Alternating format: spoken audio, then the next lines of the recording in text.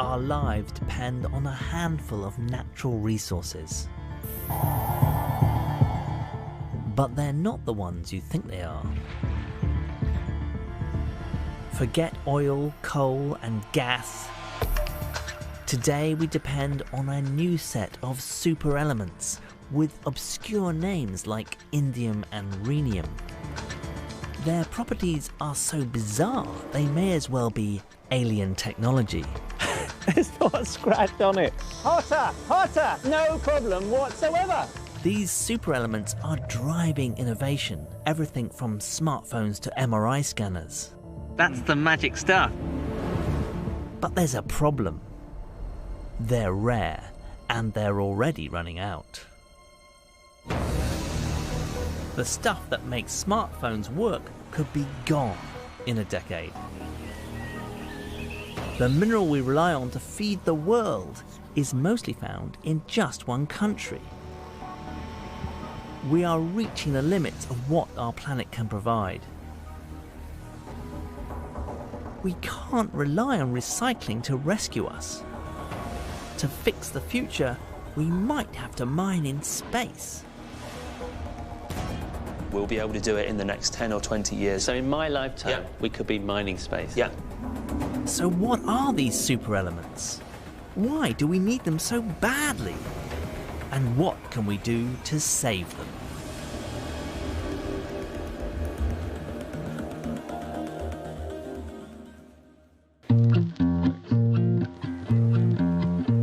There is one object that contains more superelements than almost any other. The smartphone. 1 billion were sold last year. There are phones, our cameras, our sat-navs, our notebooks, our diaries. You can watch a film on them, you can book a flight on them, you can check your bank balance on them. You can even film a whole BBC documentary on them. But for a material scientist like me, it's what's inside these smartphones that's so impressive. To prove just how good superelements have made our phones, we're going to film this program on one. There's a lot of amazing stuff in a smartphone, but I'm going to reveal what I think is the single most important ingredient in our phones. It's in every single smartphone, it's essential to how they work, and yet I'll guarantee you've never heard of it. First, I've got to get into one, and that's surprisingly difficult. So I've equipped myself with a range of precision tools. The question is, which one will get me inside the phone? They're not really designed to be taken apart though. This, however, will really do the trick.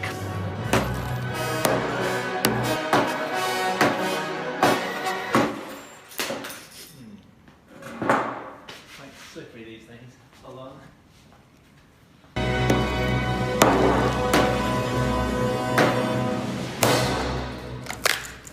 Now, there we go. Microphone. Look at all these little processors doing all the processing of your speech. There's loads of different metals inside. Silver, copper and platinum to start with. But that's not all. That's what I'm after there. That's gold. There's 300 times more gold in a kilo of smartphones than a kilo of gold ore. Your average smartphone contains over half the elements on the planet. There's lithium and cobalt in the battery, lanthanum and yttrium in the screen, terbium and dysprosium make the microphone. There's even arsenic in the silicon chip. Each element has a unique role to play, making our phones slimmer, smarter and more powerful. But one stands out from the rest. A rare metal with a magical property. To understand how critical it is, cast your mind back to what phones used to look like. Bricks covered in buttons. The phones got smaller and smarter, and some of them could even connect to the internet. But they still needed a keyboard, and that limited their powers. Then some clever scientists discovered the superpowers of an element called indium. And here it is, indium. Now, one of the tricks for understanding this metal is to have a bite, because it's so soft you can chew it. I mean, not a good substitute for chewing gum, but nevertheless, an amazing thing, but not as amazing as what I'm about to show you. If I take indium and I do this, watch what happens. Amazingly, it can turn into a liquid. But that's just the start of indium's weird and wonderful properties. Now, if I take this liquid, I ought to be able to paint a line on this piece of paper. I've got a light bulb here, and there's two wires connecting it to this power source. And when there's a circuit, then the light comes on. And the question is, will this liquid metal that I've just created conduct electricity? And the answer is yes! Brilliant. So we have a soft metal that can turn into a liquid that conducts electricity. Not bad. But it has one more astonishing property. The thing that makes it an absolutely vital part of every smartphone. Mix it with tin and oxygen and you get indium tin oxide, a transparent electrical conductor. And that's how you make the touchscreen. They appear so simple, even a toddler can master them. But touchscreens are revolutionary. Before touchscreens, it was hard for smartphones to be as complex as computers because you had to fit lots of tiny buttons into a small space. But with a touchscreen, your finger is a keyboard and a mouse in one. And so the whole screen is able to control something as complex as a computer. And I can just scroll around like this. The screen itself is a conductor, and so is human skin. It works like magic. 10 years ago, Apple exploited indium's incredible properties to create the first touchscreen phone you could control with your finger. And we are calling it iPhone. The smartphone as we know it was born.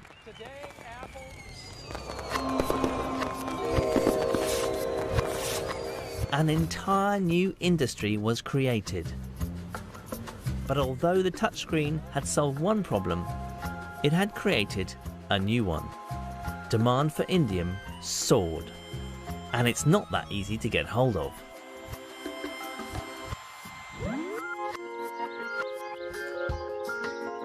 In nature, indium is found tightly bound to other metals, most commonly zinc.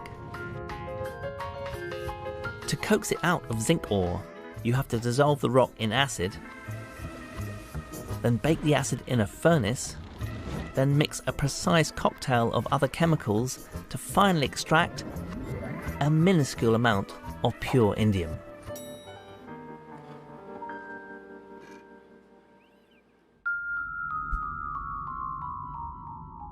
Touchscreen technology has become critical to our economy. The app industry alone earns more money than the Hollywood box office. But if you do the maths, you find a problem. There's only a tiny sprinkling of indium in every smartphone, approximately 0.02 grams. But we buy 1 billion smartphones a year. That's a big number. If we add in all the other uses of indium, like tablets, other flat screen devices, and all the other electronics that use indium, we get a number of 700 tons of indium that we need every year. But in 2008, the US Geological Survey estimated that there was 16,000 tons available. Now, if that was right, at the rate of 700 tons per year, we would be running out of indium in the next decade.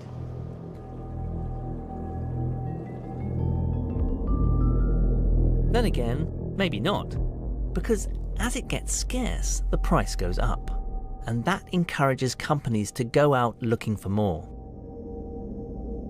The problem is that takes time. And it's a bottleneck that could be the stuff of nightmares.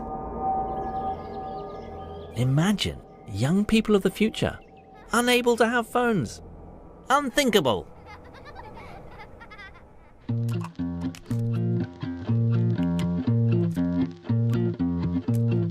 Indium isn't the only element that has superpowers. In fact, I think we're living through a revolution. We're uncovering the superpowers of ever more rare and unusual ingredients. And they have changed virtually all aspects of our lives. They've even helped make our holidays more affordable. The first time I went on a flight, it was 1977. I was 8 years old. I was with my family. We were on holiday to the Greek island of Crete. It was great. It was the first time I experienced a really genuinely sunny beach holiday. But the flights cost my parents a small fortune. I mean, flying anywhere in those days was really expensive. Now I can fly to Crete for less than the cost of a tank of petrol. Lots of factors have contributed to cheaper air travel. Changes in government taxes, more competition between airlines. But a big part of it is down to this material, rhenium. I know it looks really dull, but it's one of the rarest, most expensive elements on the planet. This piece alone is worth £100. Rhenium is a relatively recent addition to the periodic table. It was discovered in 1925 by the brilliant German chemist Ida Nodak. The new element was incredibly tough and durable, but it also had a superpower that would one day lead to cheaper air travel for all of us. To demonstrate what rhenium can do, I've invited a group of volunteers to bring an object that's very precious to them up to the roof of this tall building. All right, now tell me about this ring. That's from New York, in Tiffany's. Whoa. Yeah. Did someone special give it to you? Yeah, hey Dad. Oh. I'm going to dangle the ring off the roof over the water and then burn the wire with a blowtorch. Are you getting nervous about this ring? Yeah. Because I'm doing it. 5 stories up.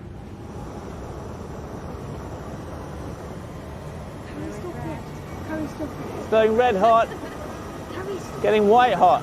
Terry, stop it! Terry, stop him! Terry, stop him! Oh my God, no problem whatsoever.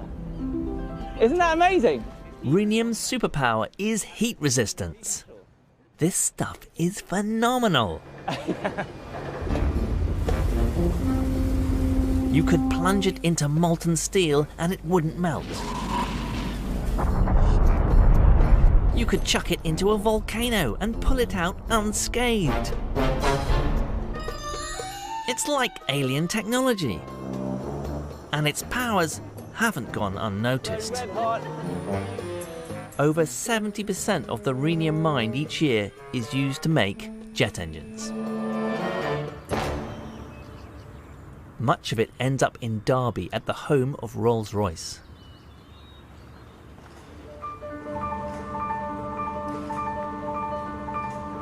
They make the most high-tech aircraft engines in the world.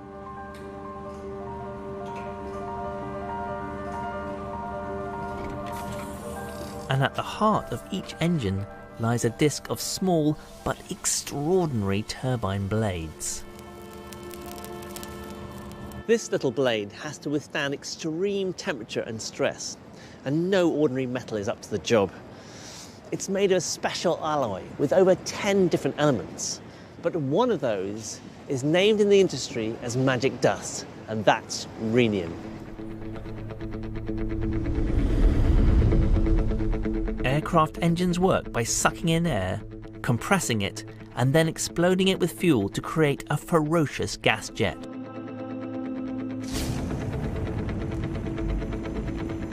The jet hits the disc of turbine blades head on, heating them to over 1,000 degrees and spinning them at 10,000 revolutions per minute. The blades turn the compressors, generating thrust. No ordinary material could withstand such an extreme environment. But the turbine blades take these conditions in their stride.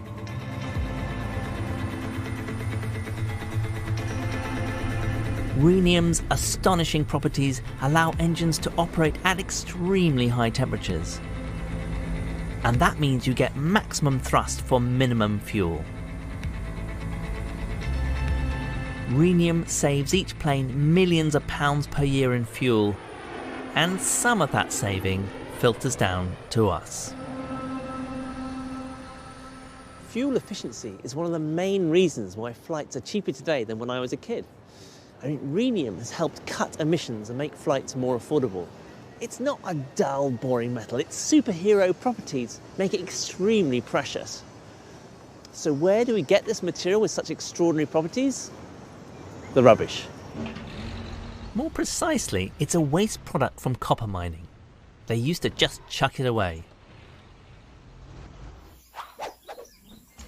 Chile has most of the world's copper, so they also produce most of the world's rhenium. But it's such a rare element, a ton of copper ore contains just half a gram of rhenium. All the rhenium mined in a year would fit in your living room.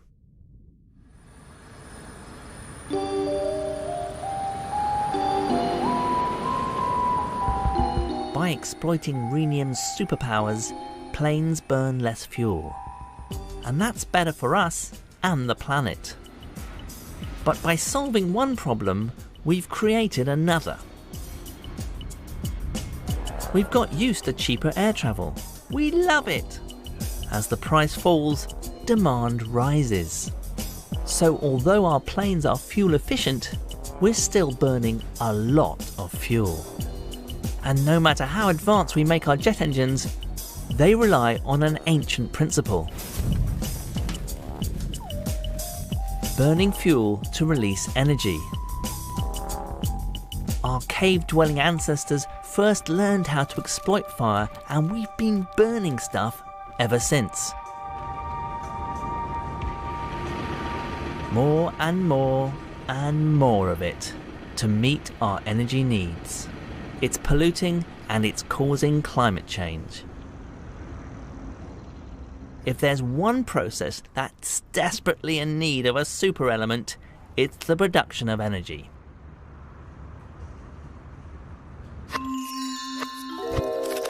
The answer could lie in magnets. Not just any magnets, magnets made from a super element.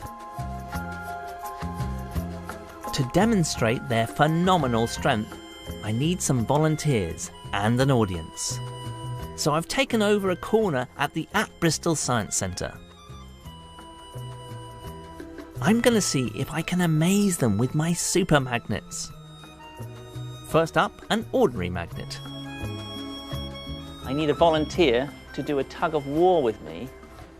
What's your name? Brianna. Brianna, nice to meet you. Put on your fridge, a frig magnet. Okay, ready? 3, 2, 1. Okay. No problem. The special neodymium magnet. Next, a magnet made from a super element. 1. Yes. No chance. It's one strong magnet. How strong though? Now the ultimate test. Will it hold my weight? What do you think?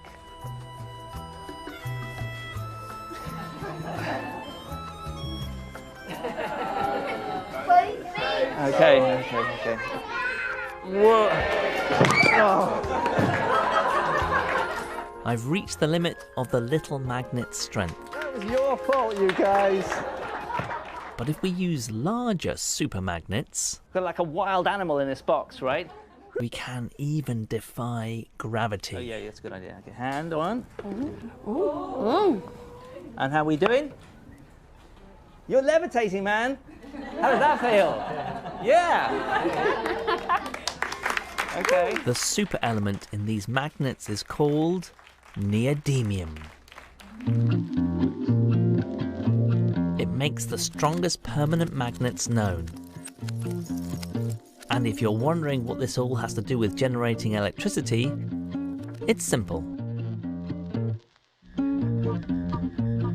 If you spin a magnet inside a coil of wire, you generate an electric current.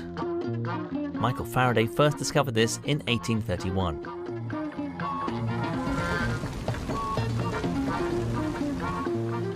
And ever since, we've been burning stuff to drive the turbines that make the magnets spin. Oil, coal, gas, you name it. To try to reduce the amount of stuff we burn, we've come up with new ways to spin the magnets, like wind turbines. This is the UK's largest onshore wind farm. The 215 turbines generate enough electricity to power 300,000 homes. But keeping the mighty blades turning can be a problem. These complex machines are prone to breaking down. We're out here, it's a wild, and the weather can be extreme. It's quite extreme today, actually. And having a simple thing that you don't need to come out and repair, that is a big deal, right? That's right. And as you know, we're increasingly putting our wind turbines offshore. And so where we can make things more reliable, where we can stop things from failing in the first place, means that we don't need to stop the turbines to go and fix them. The weakest link is the gearbox.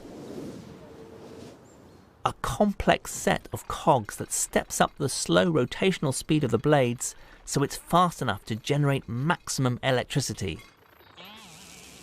The gearbox has to be replaced more frequently than any other part of the turbine. So how are new materials revolutionising the design of turbines then? So in that generator, we're now starting to use some of the neodymium magnets. And those are magnets which are really compact, dense sources of the magnetic field. They're able to produce the field in a compact way. They're able to do it in a very efficient way. Yeah. And they're actually, which is really important, they're able to do it in a really reliable way. Neodymium magnets are so powerful, they can generate an enormous electrical current even at slow rotational speeds. This means the turbine blades can drive the generator directly. There's no need for a gearbox. The turbine is more efficient and less prone to break down. I've got this neodymium magnet here. So what we're saying is that in the future, wind turbines are going to have a big hunk of this up there, right? In fact, quite a few hunks. A big wind turbine might use 100 of these in just one part of the machine. Wind turbines create clean energy without the need to burn stuff. But once again, solving one problem leads to another. It's not always windy, so we need a way to store surplus energy from the windy days. The answer could lie in another super element: lithium. This is lithium. First discovered in 1817, it's the third element of the periodic table, and it has unique electrochemical properties that make it great for batteries. And when it comes to energy storage, this stuff is a game changer.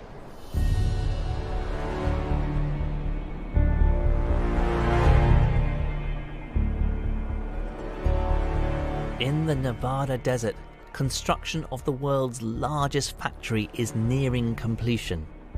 It will make just one thing: lithium batteries for Tesla electric cars.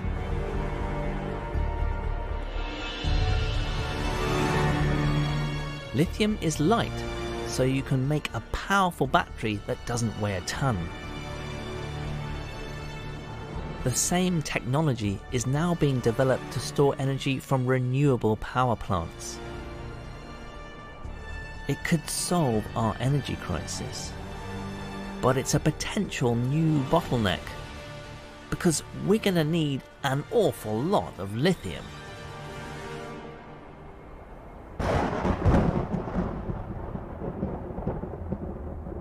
Half of the world's lithium is found in just one place: the Salar de Uyuni salt flats in Bolivia. The problem is getting it out. Mining here is politically and environmentally controversial. But at least with lithium, we can see the problem coming. Shortages of other superelements have taken us completely by surprise. None more so than helium.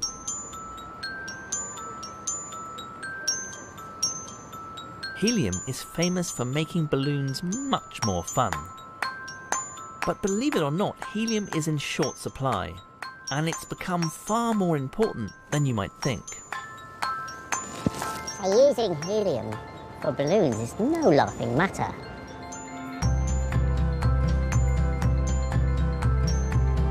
Up until the 1980s, helium stocks were mainly a concern for people who owned airships or space rockets. Yeah, you can hold But that then now. along came a new innovation. The MRI scanner. MRI can see inside our bodies with clarity like never before and without the need for harmful X-rays. It revolutionized the diagnosis of a range of conditions from brain injuries to cancer. And it relies on the extraordinary properties of helium.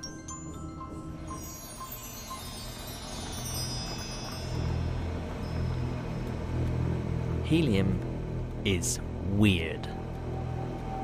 For starters, it can become colder than almost anything else in the universe. Lancaster University is one of the few places with the right kit to make it that cold. Now, we've got our helium in this tube. It's at minus 269 degrees centigrade, and that temperature is a liquid. Now, that's obviously a very cold temperature, but I'm about to make it colder still, and by doing so, welcome you into the very, very weird world of helium. Jump on now. When helium gets really cold, strange things start to happen. First, it boils ferociously. Not what you'd expect from something really cold. It's getting colder. And colder. Wait for this though, wait. There, did you see that? It went from boiling to absolute still. It is now no longer governed by the classical rules of physics. It's now governed by quantum mechanics. It's a superfluid, and they're very, very weird. Let me show you what they can do. Superfluid helium can flow through solid materials. I've got some more liquid helium here in a container, and it's kept in there by that stopper at the bottom, that red stuff. I can make it pass through the solid stopper. As I move it down towards the superfluid, it's getting colder and colder, and it's going to turn into a superfluid itself. Watch the stopper as I lower it towards the superfluid. There. You see? It's dripping through a solid material. That's one of the strange properties of superfluids. They can flow through solid materials. It just seems wrong. I mean, it goes against all the kind of normal laws of physics that we kind of take for granted. It's just bonkers. A superfluid is a liquid that flows without friction. Think of a cup of tea. Once you stop stirring, the circulation slows because of friction. But a cup of superfluid would continue circulating until the end of time. And superfluids can transfer their magic powers to other materials. Bathed in superfluid helium, some electrical conductors become superconductors.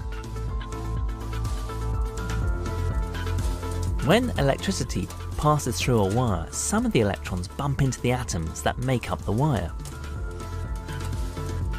It's known as electrical resistance, and it means that some of the electricity is lost.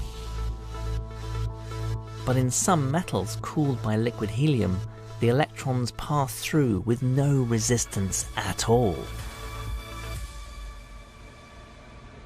So just as a superfluid can pass through a material with no resistance, so electricity can travel through a superconductor with no resistance. And that means no electricity gets lost. Superconducting wires deliver far more electrical energy than ordinary wires. And that's what MRI machines rely on to generate the powerful pulses of energy that are used to make images of our bodies. Each machine needs around 2,000 litres of liquid helium to keep it running. Considering that we give it away to children, you'd imagine that there's loads of it around. But helium is scarce. It's produced incredibly slowly from the radioactive decay of rocks deep underground. Over millions of years, the tiny trickle of gas builds up into large reservoirs.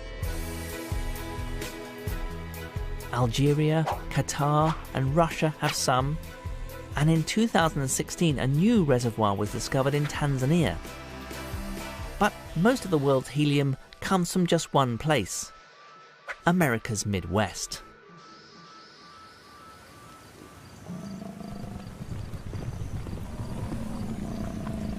America's Great Plains sit on top of a vast natural helium store. For years, the Americans stockpiled it in a huge storage facility in Texas. During the Second World War, it was a strategic gas in airships. Later, it was used in the space race. But after that, they started selling it off cheaply.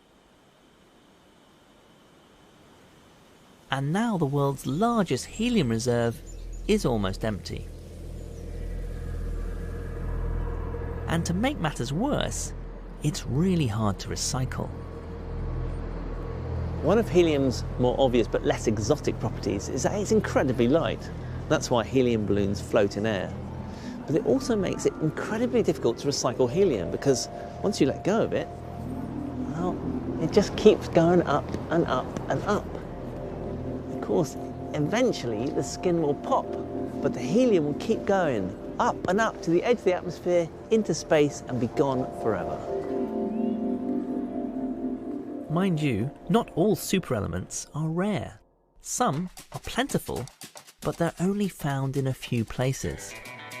And the countries that own them aren't always willing to share.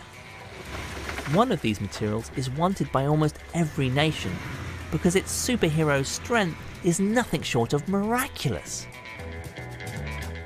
This is a magic ball. What's magic about it, you might ask? Well, it's shiny, and it's smooth, and it's very spherical. But what's really extraordinary is that it's virtually indestructible. Now, to a material scientist like me, that's a red rag to a bull. I can't resist trying to destroy it.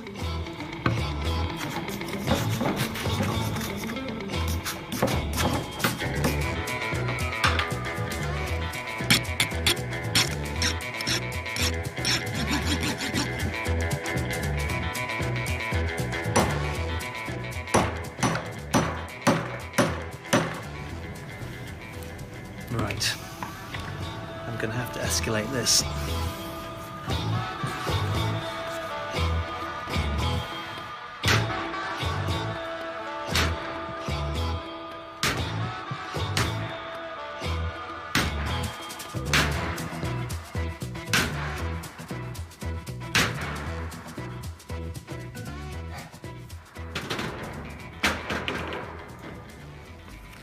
Incredible! There's not a mark on it. It's absolutely pristine. This material is called tungsten carbide. It's a compound of tungsten and carbon. And it's very unusual because it's not brittle. And yet it's incredibly hard. And that's very unusual in a material. Something that won't scratch, but won't break, even under the most extreme forces. Ever wondered how you drill through steel Or cut a railway tunnel through solid rock? You do it with tools made from tungsten carbide. The military used loads of tungsten to armour their tanks. No other material is tough enough.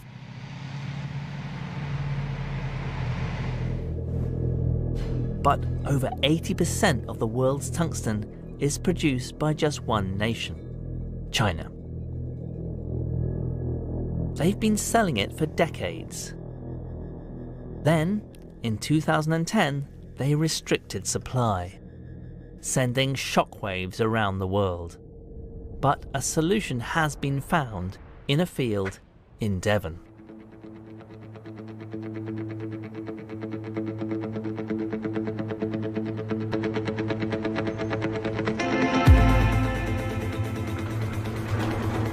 In 2015, the diggers moved into the first metal mine to open in the UK for 40 years.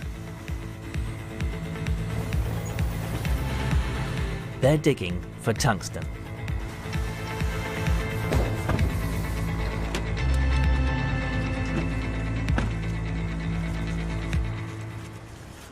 Cornwall and this part of Devon are all very rich in metals. Cornwall in particular is known for its tin and copper production historically.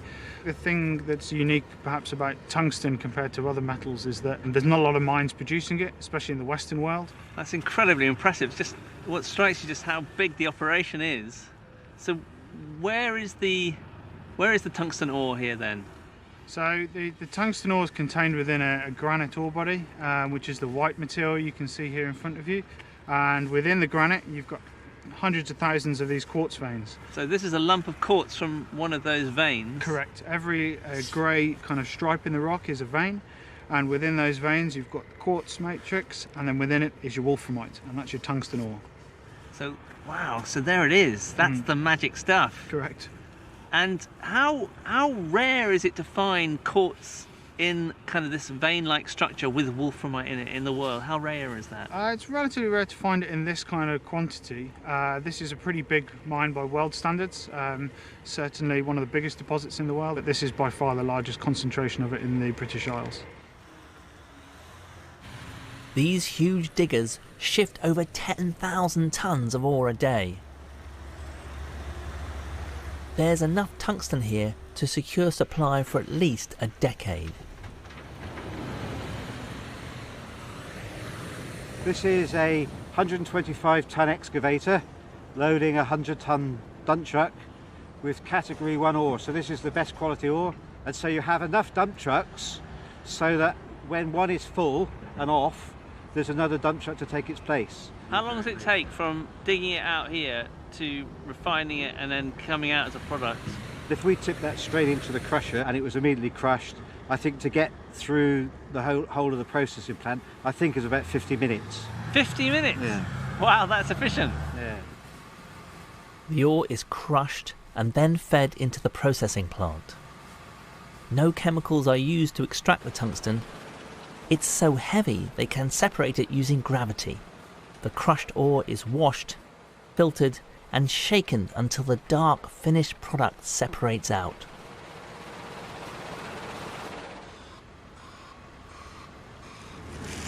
There you go.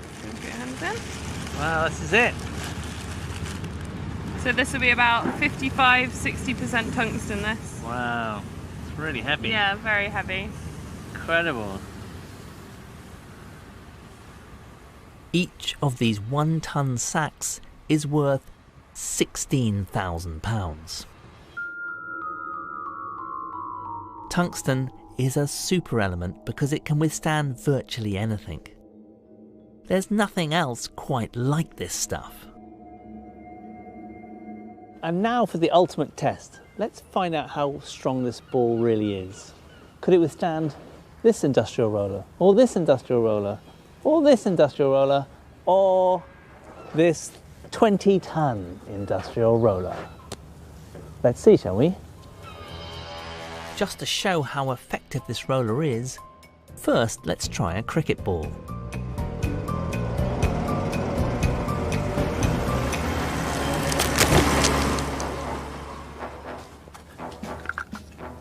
Yeah, No longer a ball, more a puck now. Now the tungsten carbide ball.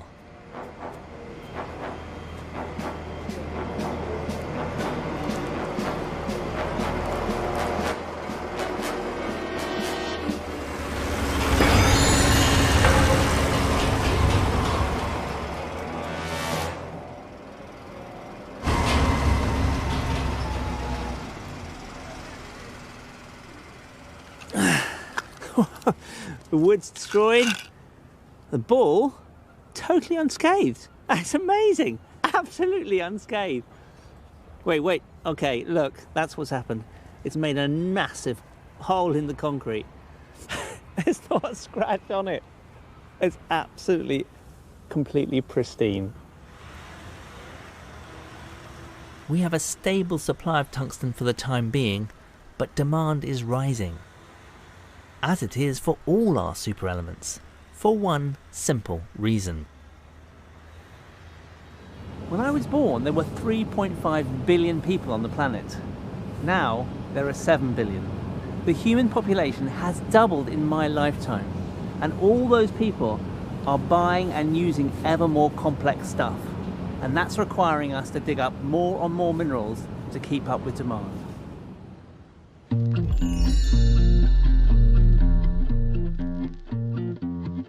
All our superelements come out of the Earth. We're really good at finding them. So far, we haven't run out of anything.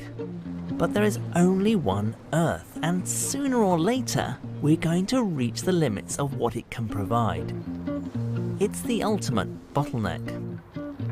If that happens, we can kiss goodbye to our high-tech world. So what can we do to fix the future?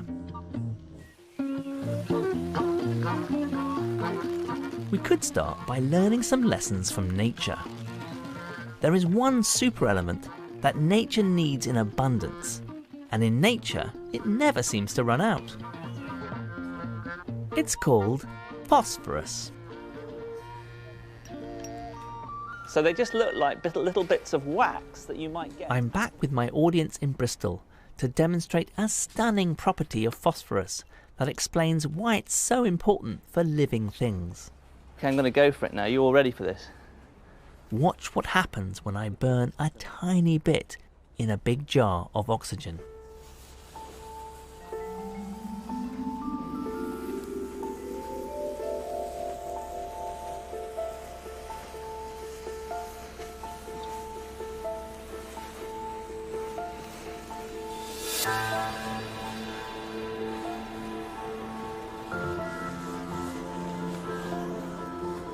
I give you phosphorus, everybody.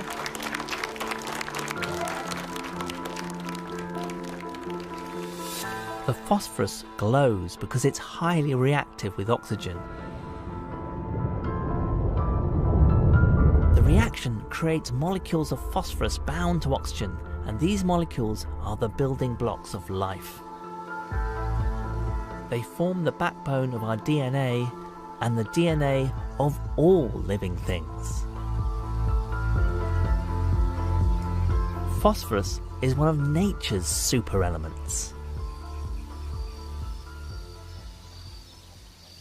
Plants get it from the soil and return it to the soil when they die. But when farmers harvest crops, they often have to replenish the phosphorus artificially with fertilizer. The fertilizer is made from phosphorus-rich rocks. But there aren't many of them, and we've dug most of them up already. 75% of the rock that's left is in just one country, Morocco. There's a real risk that our ability to feed the world will depend on just one country. So we need a better solution. And nature has taught us that there's one obvious place to look. You might not like to think about it, but poo makes excellent fertilizer. When we eat plants and animals, we eat the phosphate they contain, and by and large that passes straight through us. So that means that sewage is chock full of phosphate fertilizer, and the poo from the people of Nottingham is as good as any other in the world. At this sewage treatment plant in Stoke Bardolph, human waste is something to be prized and revered. Hi, it's the BBC here. We'd like to talk about your poo. Okay, come through.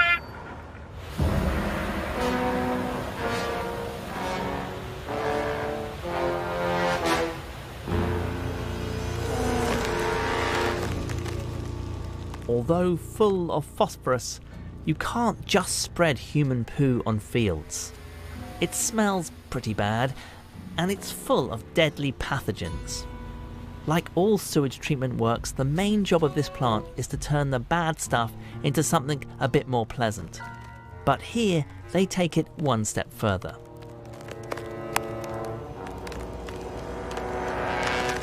The first stage of the treatment process is to remove the big bits, the rag, things like that, and also the grit. Loo paper, do you mean that rag? So just getting the big no. So yeah, loo paper okay, will be trapped on the screen, and all the stuff that people throw down the toilet that they probably shouldn't. Wipes, baby wipes, being yeah, exactly. It flows into a big tank. Solid matter, the fecal matter essentially, settles to the bottom of the tank. Now, does that always settle? Because there are, I don't know how to put this, but there are floaters, aren't there? And there are sinkers. And so by the time they get here, are they all sinkers, basically? So they're pretty much all sinkers. Yeah, so you don't, it's rare to see the fecal matter float, but you will get a sort of a film of fat. We call it scum. Not a very nice term, but it is full of energy. I'm getting the whiff. It may be smelly, but this is not waste. It's a treasure trove of magic ingredients. At this site, they turn sewage into concentrated phosphorus fertilizer. And no chemicals are involved. It's all done by bacteria. And as the sewage flows through, it's becoming progressively more treated. So by the end here, as it flows over this weir, it is by then a mix of treated sewage, but with the bacteria still in it. There are bacteria called phosphate accumulating organisms that will take up phosphorus beyond their normal metabolic requirement as an energy store. So they're storing it inside their cellular body. Yep. And then they're going that way. They're heading off somewhere. Is that right? That's right. So then they go into the settlement tanks. The bacteria settle to the bottom. We pump away a portion of that sludge to those big concrete tanks you can see over there. The phosphorus-rich bacterial sludge is spun in these centrifuges to remove the liquid, leaving behind what I'm told is called sludge cake. So this is basically human manure, right? Yeah. This rich compost is perfectly safe to be spread directly onto agricultural land. But it's bulky and heavy, and so it's expensive to transport. The real magic comes from the liquid that was spun off in the centrifuge. It's distilled into a powder called struvite, a concentrated source of phosphorus, easy to bag up and transport. The perfect fertilizer. This is it? This is it. So this is struvite, or magnesium ammonium phosphate, mineral phosphate fertilizer. It's ingenious, isn't it? People flush their loos, they think that's just waste, and actually you've recovered very valuable stuff. Yeah. No, it's great, isn't it? Yeah. Where there's muck, there's brass. Instead of digging phosphorus out of the ground, we can recycle it, the way nature does, and that way we'll never run out. So could recycling save all our super elements? If only it were that simple. Which brings me back to smartphones. The problem with recycling comes from their incredibly sophisticated design. Some of you are probably watching this program on a phone. We filmed it on a phone. Even the seemingly simple things that your phone does are really amazing. For instance, your phone knows which way up it is, doesn't it? That seems really simple, but actually, there's a tiny machine inside the phone working that out. It's called an accelerometer. And it's got moving parts that are smaller than the hair of a flea. And it detects the force of gravity. That's just incredible, isn't it? Our phones are so smart, but their lives are short. The average lifespan of a phone is just 2 years. Has anyone here ever wondered exactly what happens to your phones if you send them off for recycling? Well, they get reconditioned if they're in good nick and resold, but if not, they share the same grisly fate. I'm going to wear ear defenders.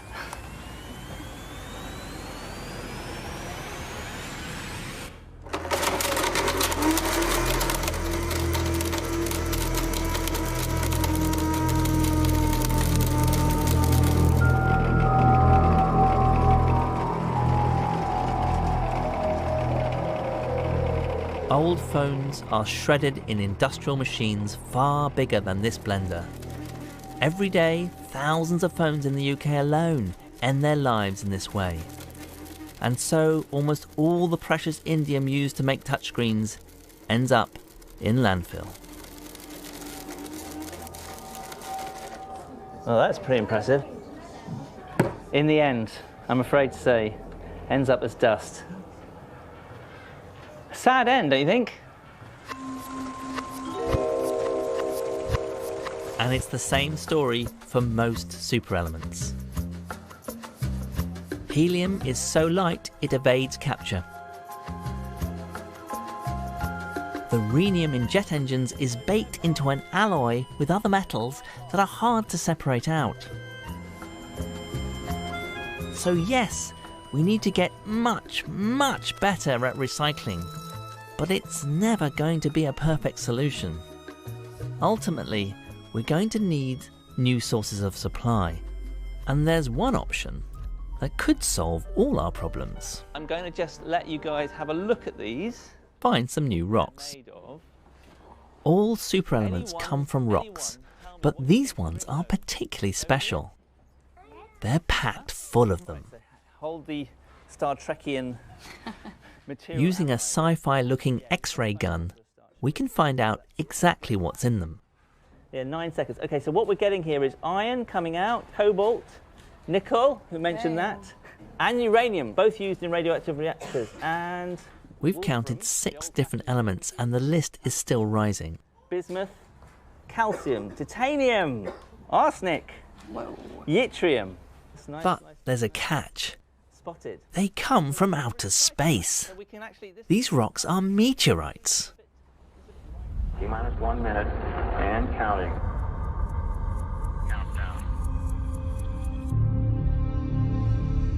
Most of the elements on our planet originated in space.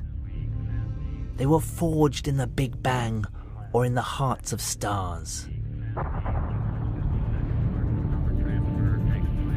They became incorporated into our planet as it formed 4.5 billion years ago. And they found their way into the other planets and moons of our solar system, as well as countless billions of asteroids. There's almost an infinite supply of all the elements we could ever wish for in space. And the idea of extraterrestrial mining isn't as crazy as you might think. This is the surface of Mars.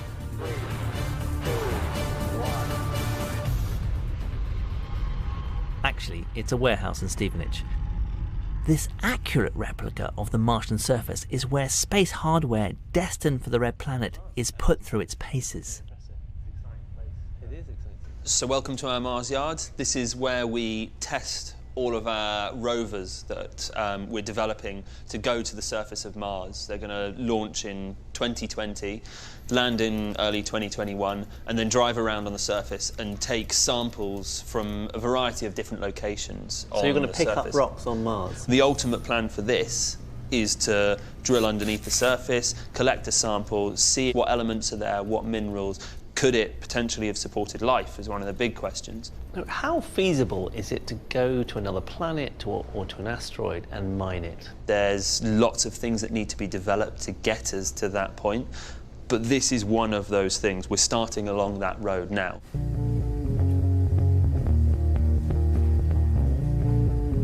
From this Stevenage warehouse, Airbus designed and built the Rosetta spacecraft that landed a probe on a comet in 2014. And in the workshop, they're developing the next generation of extraterrestrial robots. This space vacuum cleaner can sample alien soil. We can start the brushes and you can see them rotating opposite to each other, and then it would go down into the surface like that, and you can see all the sample being flicked up into the inside of here. So this is a prospecting device. You set it down onto an asteroid, you gather some up, and then you bring it back to Earth. Yep. See if it's valuable. Yeah, pretty much. This is what's going to allow us to work out what's on there. Is it really of interest? This technology is being developed for scientific missions, but it could one day be used for commercial ventures. So are there companies seriously interested in mining in space? Yeah, definitely. There's companies being set up, that have already been set up today, focused specifically on mining in space. You've also got governments around the world that are setting up the regulations that are going to be required to do this, allowing companies to go and mine on the moon or mine on asteroids. This all sounds so incredible. I mean, how far off are we realistically from mining in space? We'll be able to do it in the next 10 or 20 years or so. 20 years, so in my lifetime, we could be mining space? Yeah, certainly.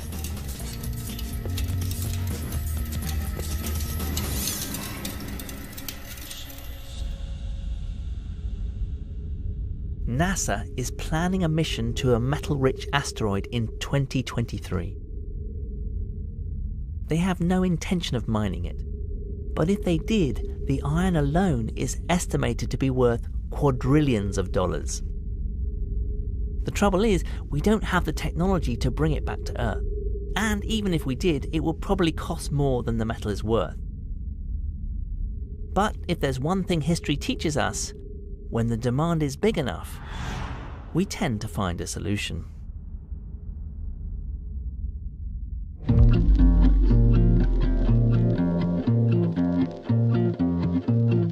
Harnessing the astonishing powers of materials has built our modern world. With super elements at our fingertips, Okay. our creativity knows no bounds. We have made the world more advanced, more connected, and more exciting than ever before. But in doing so, we've also made ourselves vulnerable.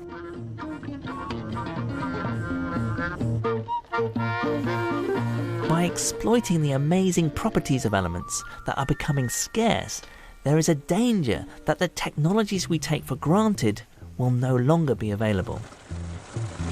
Ultimately, though, I place my faith in human ingenuity. I'm optimistic that we can avoid running out of the very stuff on which we rely. Using better design, much more efficient recycling, and maybe even space mining, we can keep our material culture healthy without exhausting what the planet can provide.